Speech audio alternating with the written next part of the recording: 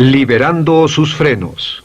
Hace muchos años, cuando comencé a estudiar las emociones negativas, el punto más crítico que descubrí fue que no se puede hacer ningún progreso hacia la salud, la felicidad, el amor y el cumplimiento del potencial mientras se insista en mantener intactas las emociones negativas. Y lo único bueno de las emociones negativas, si es que tienen algo de bueno, es que las emociones negativas no son permanentes. Lo dice hasta Sigmund Freud, no hay un lugar permanente para las emociones negativas en el subconsciente. En otras palabras, son visitantes indeseados. Son hábitos negativos o patrones de respuesta negativos que pueden eliminarse, y el punto inicial para eliminarlos es entender de dónde vinieron y entender cuáles fueron los factores causales, volviendo a la niñez temprana, que desencadenó el desarrollo de las emociones negativas y nos han dado como adultos una predisposición a ser negativos de una u otra forma. Esto nos lleva al condicionamiento de la niñez temprana. Recuerden que ya dijimos que el punto inicial de los patrones de hábitos negativos compulsivos e inhibitorios era la crítica destructiva. La crítica destructiva es el gran destructor. La crítica destructiva destruye a las personas en su interior y las deja caminando en círculos por fuera. Muchas personalidades han sido minadas y destruidas, mucha autoestima ha sido puesta de lado como resultado de la crítica destructiva más que cualquier otra cosa que podamos imaginar. La crítica destructiva es el gran asesino. Ahora, ¿por qué es eso tan malo? Sabemos que los niños en sus primeros años y al ir creciendo tienen una necesidad tremenda de amor y aprobación de sus padres. De hecho, muchos psiquiatras y psicólogos han dicho que la razón número uno de la enfermedad mental en los adultos es el retiro de amor o el amor no expresado. Sabemos que cualquier persona con prestigio, una persona que es importante para un niño, tiene un impacto enorme en ese niño, y los niños hasta la edad de 6 años tienen muy poca habilidad para discriminar entre una crítica válida y una crítica inválida. Lo que esto significa es que todo lo que diga un padre o un pariente mayor o una persona mayor, cualquier cosa que diga una persona de prestigio o una persona importante para un niño es aceptada como cierta.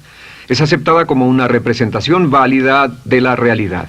Si una madre dice eres un niño malo, o si un papá dice eres flojo, si alguien dice no eres dependiente, o si alguien dice que somos estúpidos o tontos o feos, el niño no tiene capacidad alguna para discriminar entre lo válido y lo no válido. Ese niño acepta eso como una verdadera representación de la realidad. Va más allá de la mente consciente, va directamente al subconsciente y ahí se queda. Muchos de nosotros como adultos aún estamos viviendo en base a la información negativa que recibimos cuando éramos niños. Y después como adultos, ¿qué decimos? Pues decimos así es como soy, o siempre he sido así, o algunas personas dirán, pues es de familia, tu padre era así, los hijos son así, tu madre era así, etc. ¿De dónde viene? Nada de estas cosas es de familia. Por ejemplo, cuando estaba creciendo, mis padres habían sufrido la depresión y la depresión les produjo un impacto enorme. Y cuando hablábamos de comprar algo, lo recuerdo muy bien, mis padres se ponían muy tensos y decían, no podemos pagarlo, no podemos pagarlo, no podemos pagarlo, no podemos pagarlo. Tenían una mentalidad de carencia, esta mentalidad de no podemos pagarlo toda su vida. Y luego yo crecí y aunque nunca he experimentado la depresión, y la mayoría de ustedes, 10, 20, 30, 40 años después, aún estamos diciendo, no puedo pagarlo, no puedo pagarlo, no puedo pagarlo. Aún tomamos como base esas frases críticas, esas frases emocionales que usaban nuestros padres. Tal vez sus padres les decían, como mi padre me decía a mí una y otra vez, nunca acabas lo que empiezas, nunca acabas lo que empiezas. Nunca acabas lo que empiezas. Eres un flojo, nunca acabas lo que empiezas. Y cuando fui adulto tuve muchos problemas para acabar lo que empezaba. Al acercarme al final de la tarea, comenzaba a sentirme ansioso y buscaba cualquier excusa por posponerla o retrasarla. El segundo factor que nos predispone a emociones negativas es la falta de amor.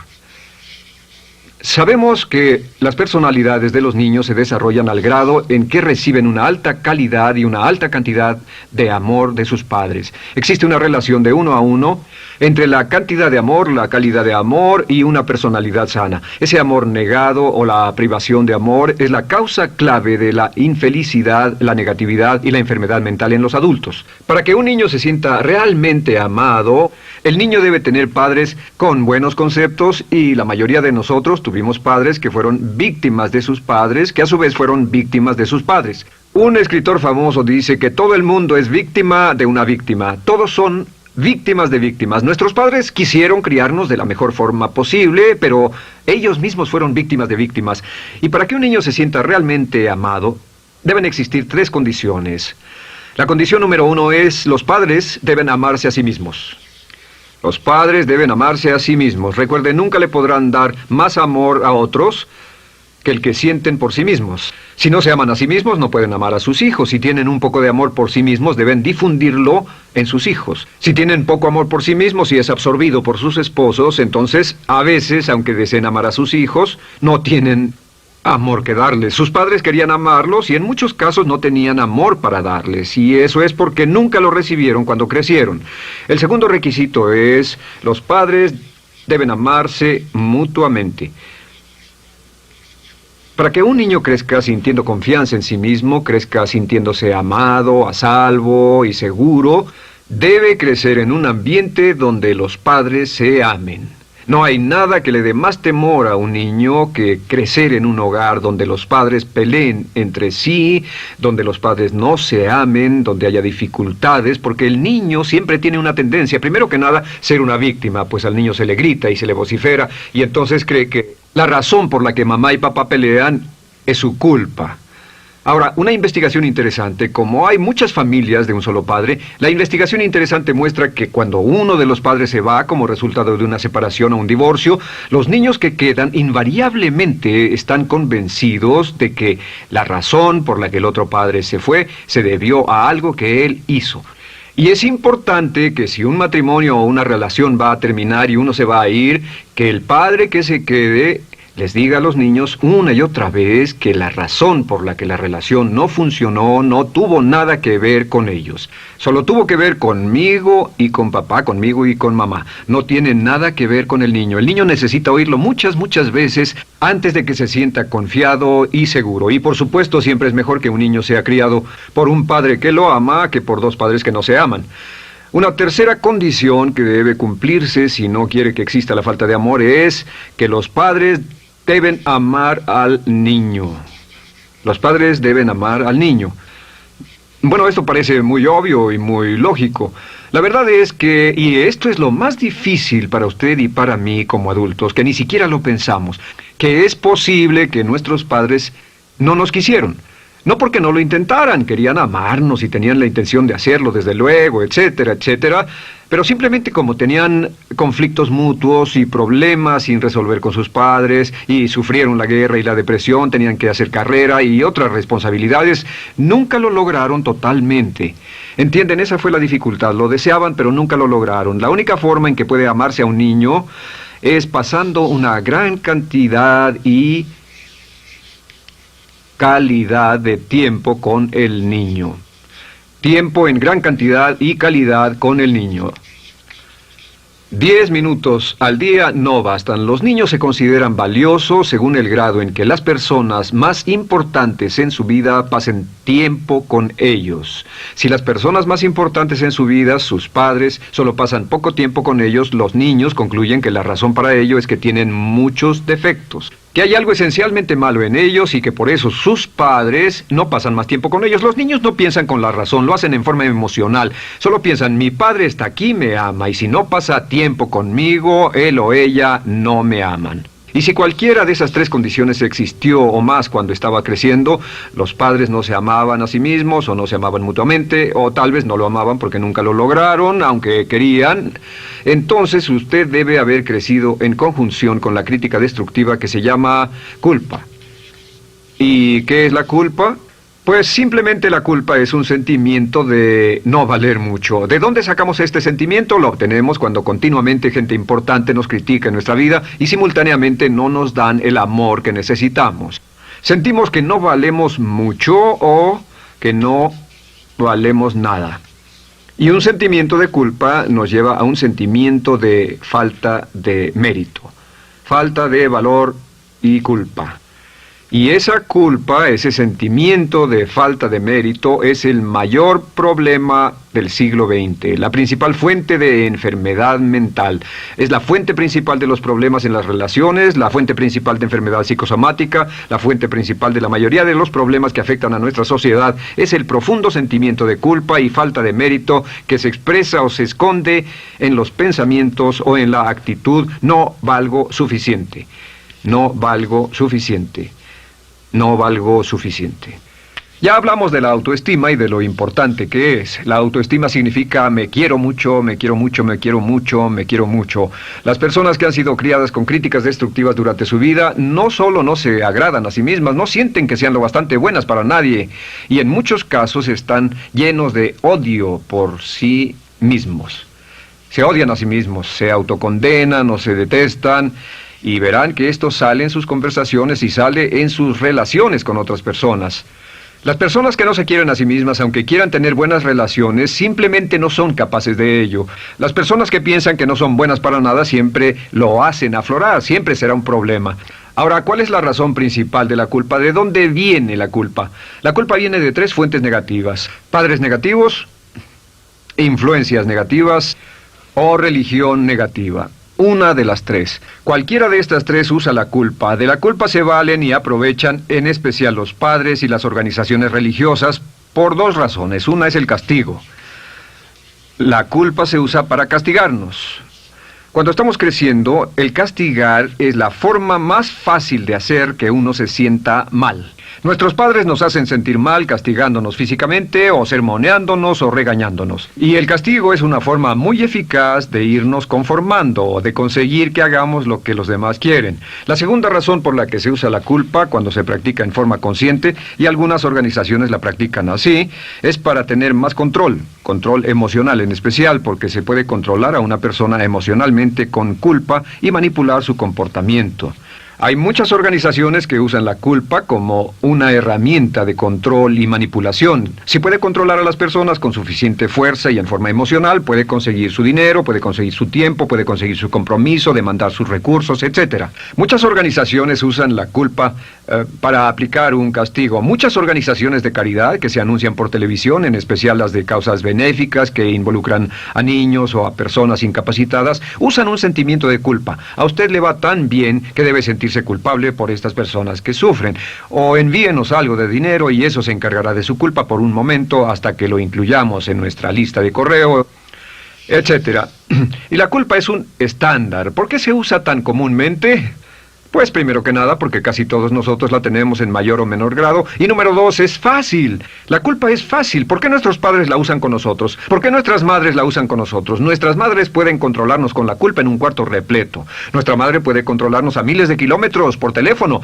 Los padres usan la culpa en sus hijos porque sus padres usaban la culpa en ellos y así sucesivamente. Es lo más fácil. No existe un esfuerzo físico. Puede hacerse con una mirada o de reojo o una palabra. Ya sabe que las personas siempre buscan lo más fácil. Esté alerta. Ustedes han sido criados en un ambiente donde se les ha hecho sentir culpa y casi todos lo vivimos.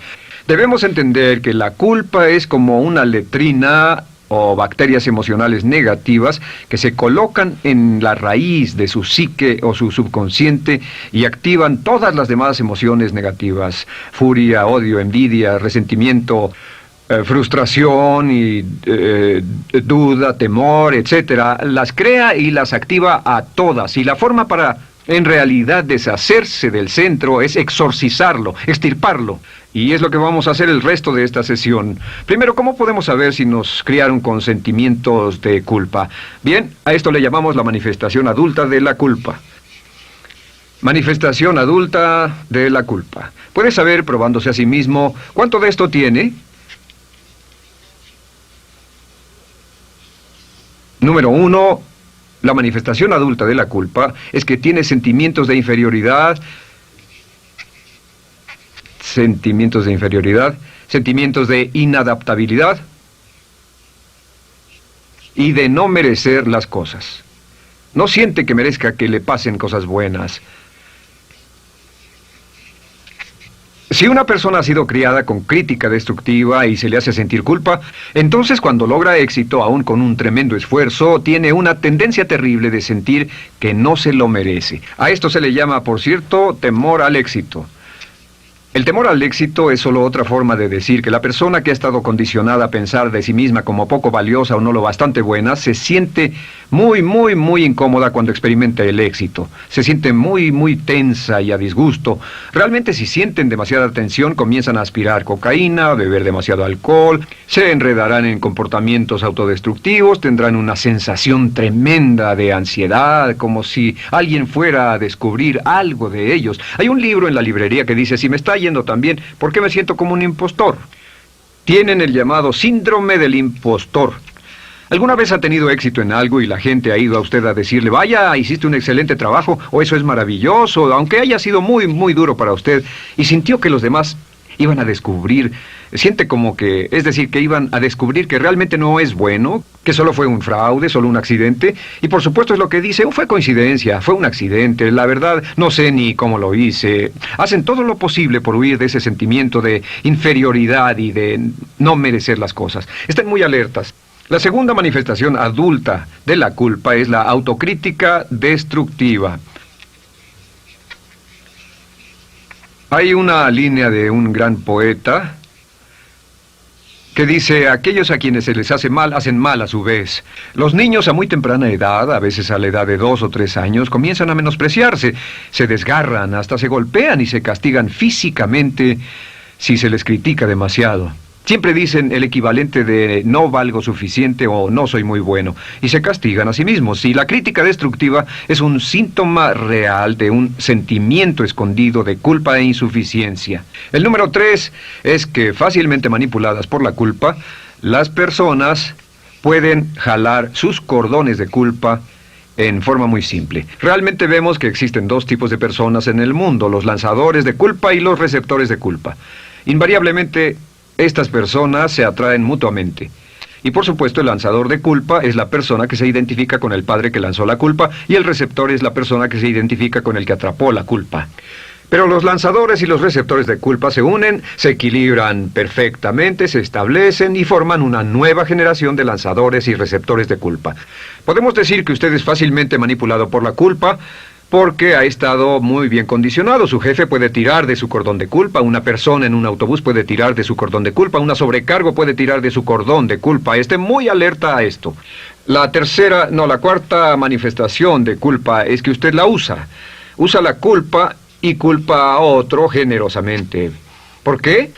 Pues si ha funcionado en usted, la hará funcionar en ellos. Le parecerá que es un intercambio, un trato muy justo. Usa la culpa y la culpabilidad y se convierte en la base de sus relaciones con los demás. Cuando algo sale mal, les echa la culpa a ellos. Algo sale mal, culpa a alguien más. En cuanto hay un problema, busca a quién culpar. Un experimento muy interesante con la cámara escondida hace algunos años, fue que hicieron una plancha de hielo y la pusieron en la acera sin que nadie los viera. No hacía mucho frío, pero lo hicieron y observaron cómo reaccionaban las personas cuando pasaban por ahí, cuando caminaban por ahí, llegaban a esa plancha de hielo, se desequilibraban y se resbalaban, y lo primero que hacían era observar a la persona más cercana a ellos, enojados, verdaderamente furiosos, en otras palabras, buscaban a quién culpar. Y si no había nadie cerca de donde habían caído, se levantaban otra vez, miraban a su alrededor, no había nadie y entonces pateaban el piso, pateaban con fuerza y se iban.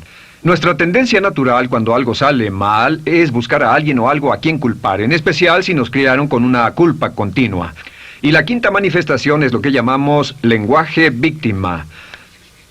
Ahora recuerden que hablamos sobre la ley de concentración. Dice, lo que siembras cosecharás. También dice, si usas lenguaje de víctima, mantienes viva la culpa, la refuerzas, la edificas, la cultivas, la utilizas. El lenguaje víctima es lenguaje como no puedo, no puedo, no puedo. Cuando dice no puedo, no puedo, no puedo, envía un mensaje a su mente subconsciente y la mente subconsciente comprende que está inhabilitado, que no tiene control, que es una víctima. Y cuando desea poder hacer algo, su mente subconsciente retroalimenta su mensaje y dice no puedes, no puedes. Y lo segundo que dice es tengo que, y otra vez no tengo control, no estoy a cargo. Pero existe otra expresión del lenguaje víctima que debemos evitar, y es esta, trataré. Trataré, sea lo que sea, trataré. ¿Qué significan las palabras trataré? Pues déjenme decirles qué significan. Significan voy a fracasar y lo digo anticipadamente para que no me vengan con represalias. En otras palabras, dice trataré de llegar a tiempo, pero lo que está diciendo es tal vez llegue tarde y no pueden reclamarme porque dije que trataría. Cuando una persona dice trataré, está disculpando su fracaso por anticipado. Si fuera al doctor y el doctor lo examinara, lo auscultara y le dijera, pues está en pésimas condiciones, tendremos que intervenir, debemos llevarlo al hospital ahora mismo, me sorprende que haya llegado aquí. Usted dirá, bueno doctor, espero que haga un buen trabajo. Y él dice, trataré. Si él dice eso, usted seguramente buscará otro médico. O si va a un abogado. Lo culpan de algo y va a un abogado y le presenta su caso y dice, oiga, va a defenderme, y él dice, trataré. ¿Qué está diciendo? Está diciendo, escuche, he estudiado el caso y por lo que veo no hay mucha esperanza, pero lo tomaré de todos modos. Trataré son los que tratan de conseguir que les pague por anticipado. Otro juego de palabras que no debe usar. Por cierto, con respecto a trataré, lo que debe decir es lo haré o no lo haré. No trataré. Si alguna vez en nuestro negocio, tenemos un negocio muy activo, si llamamos a alguien y le pedimos alguna cosa o algún trabajo y dice trataré de conseguirlo para el viernes o trataré de terminarlo a tiempo, al instante sabemos que lo que quiere decir es que quiere sentirse libre, no comprometerse. Así que nunca dejamos que nadie se vaya con un trataré, debe ser hecho o no, y queremos obtener una seguridad. Si hace falta, nosotros lo hacemos. Cuando dicen trataré, lo que están haciendo es que se están lavando las manos. Esté alerta, la otra palabra es desearía. Dicen que un deseo es una esperanza o una meta sin energía detrás. Desearía. ¿Qué significa un deseo? Desearía significa que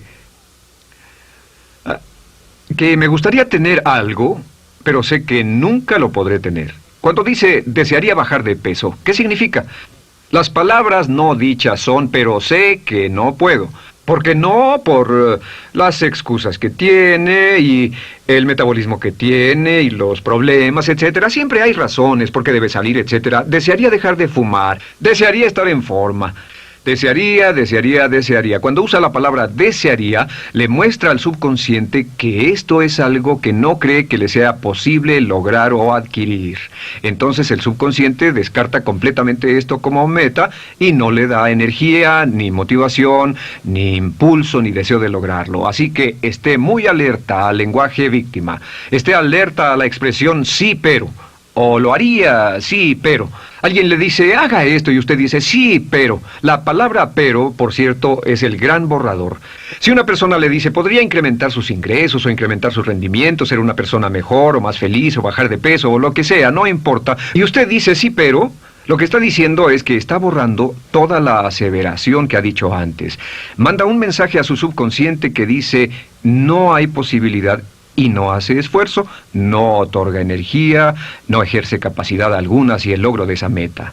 Y las personas que han sido criadas con culpa tienen 5 cualidades o 5 manifestaciones de adultos. Una es que se sienten inferiores, se sienten inadecuadas, sienten que no merecen que les pasen cosas buenas. Estén muy alertas a eso. El número 2...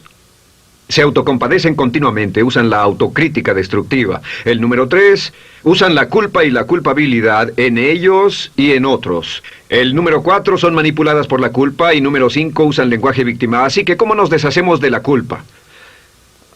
¿No es sorprendente cómo se aclara esto? Este pizarrón, todo se borra. Tengo una varita mágica cuando me voy a sentar al escritorio. Entonces, ¿cómo nos deshacemos de la culpa?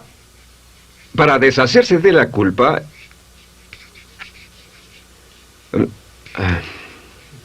este es el proceso.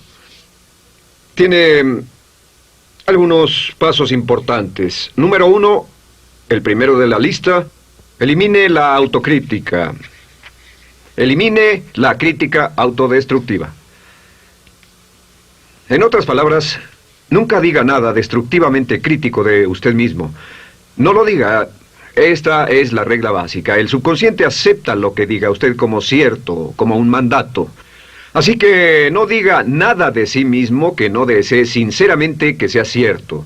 No diga estoy cansado, estoy gordo. No diga no puedo o debo. No diga nada a menos que quiera que sea cierto. Las palabras que van después de la palabra yo son las palabras que su subconsciente registra como mandatos, excepto cuando dice yo desearía o lo intentaré. Así que elimine la crítica destructiva. Siempre hable en términos positivos sobre usted. Me gusta mi persona, puedo hacerlo, lo haré, escogí hacerlo, pero nunca diga no, no puedo. Número 2 es no dejarse manejar por la culpa. Rehúse ser manejado por la culpa. Porque cada vez que le permita a alguien que lo manipule por la culpa, ¿sabe qué pasa? Refuerza y hace más poderoso el efecto de la influencia de la culpa en su vida. Cuando yo crecí, debo decir que yo crecí en una familia que estaba muy influenciada por la religión negativa. Realmente mi madre, Dios la bendiga, tenía un cinturón negro en el pecado e hizo un trabajo verdaderamente soberbio en ello. Y yo tardé en sobreponerme. Cuando me casé con Bárbara, ella también venía del mismo tipo de familia y recapacitamos. Hay una hermosa respuesta cuando uno de los dos caía de nuevo en los viejos patrones. Decía, no tratas de hacerme sentir culpable, ¿o sí? No tratas de hacerme sentir culpable, ¿o sí? Solo diga, no tratas de hacerme sentir culpable, ¿o sí? Y no deje que las personas lo manipulen usando la culpa. El número 3, no use la culpa o la culpabilidad y anuncie que no va a usarla. No la use en otras personas y permita que sus hijos o su cónyuge digan lo mismo. No tratas de hacerme sentir culpable, ¿o sí? Repítalo una y otra vez. Y si la otra persona le dice, eso es lo que trato, contéstele, no va a funcionar. Y no funcionará. Es que la culpa solo funciona mientras usted no sepa que está siendo usada en usted. El número 4 es lo que llamamos la ley del perdón. Es la más importante de todas. Realmente es el centro, es el meollo de toda esta sesión. La ley del perdón simplemente dice que usted está sano mentalmente hasta el grado en que pueda perdonar libremente y olvidar las ofensas. Que su habilidad para perdonar a los demás es la clave que determina su felicidad y su éxito en la vida. Su habilidad para perdonar a los demás es la única forma de eliminar la culpa. Su disponibilidad para perdonar a los demás y olvidar ofensas es el determinante más importante de si usted está o no totalmente integrado y es un adulto que funciona como ser humano. Porque la tendencia de culpar y de guardar rencores es una tendencia patológica infantil que la poseen todas las personas que están enfermas mentalmente.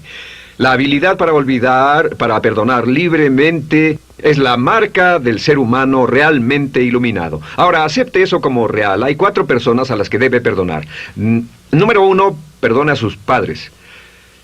Perdone a sus padres por todo lo que le hayan hecho para herirlo. La mayoría de nuestras investigaciones muestran que casi todos nuestros problemas como adultos se remontan a no estar dispuestos o no poder perdonar a nuestros padres por algo que hicieron que nos hirió. Perdónelos un 100%, escríbales, llámeles por teléfono, dígales, o cuando menos perdónelos en su corazón, pero perdone a sus padres. Número 2, perdone a los otros. Perdone a todos los demás. Perdone a todos los que lo hayan herido de algún modo, por cualquier cosa, y déjelo así. Ahora, hay muchos que dicen no puedo perdonar a esa persona por lo terrible que me hizo. Pero recuerde esto, el perdón es perfectamente egoísta. El perdón no tiene nada que ver con la otra persona, solo tiene que ver con su paz mental y con su propia integridad mental. Número 3, perdónese a sí mismo. Perdónese por todas las cosas débiles, tontas, insensatas y estúpidas que haya hecho, porque todas las personas han hecho cosas tontas, insensatas, estúpidas y ridículas, pero perdónese en un 100%. Y finalmente, la última parte de esto, si ha hecho algo que hirió a alguna persona, vaya a disculparse. Es sorprendente el hecho de vidas que se arruinan año tras año por personas que no tienen la fortaleza intestinal, las agallas y el valor para decir lo lamento. Una de las cosas más importantes es desarrollar carácter hasta el grado en el cual hacemos las cosas que son muy difíciles para nosotros, hasta el grado en el cual hacemos las cosas que sabemos que están bien, aunque sean difíciles, en especial cuando son difíciles emocionalmente. Y la clave para deshacerse de la culpa, la clave para ser una persona total y completamente positiva, es perdonar a los demás. Perdone a las personas con quienes ha sostenido una relación. Perdone a sus jefes anteriores. Perdone a los amigos que lo han herido. Perdone las inversiones que estuvieron equivocadas. Perdone a los jefes que lo despidieron. Perdone a sus padres. Perdone a todo el mundo. Desarrolle una actitud hacia la vida con la que rehúsa guardarle rencor a los demás. Solo repita una y otra vez: los perdono a él o a ella por todo. Los perdono por todo. Los perdono por todo.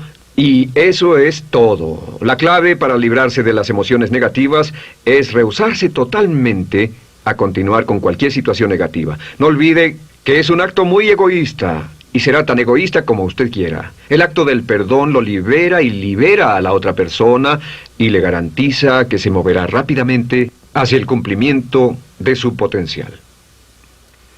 Para tener éxito, una mujer debe ser mejor en su trabajo que un hombre. Golda